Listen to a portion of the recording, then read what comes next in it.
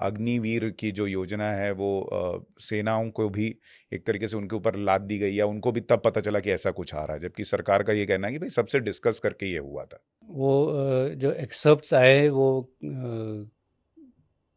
जैसे हमेशा कहते हैं वो एक्सर्प्ट्स आउट ऑफ कंटेक्स्ट लिए जा रहे हैं।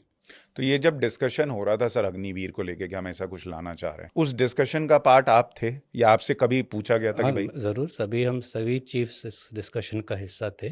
फाइनल अग्निवीर आने के पहले?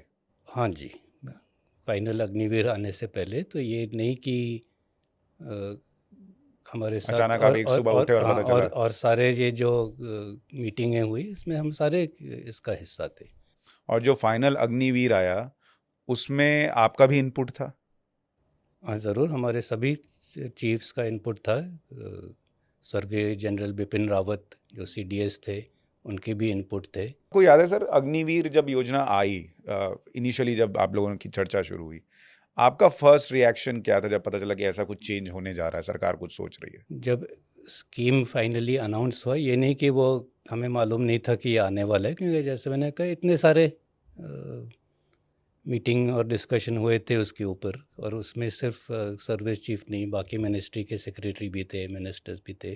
तो ये एक ऑनगोइंग प्रोसेस होता है डायलॉग का, और जब कभी कोई नई पॉलिसी बनती है तो हमेशा ये गवर्नमेंट का वही हिस्सा होता है। ये नहीं कि अचानक एक दिन कोई पॉलिसी कोई डिक्लेयर करे। तो ये ऐसे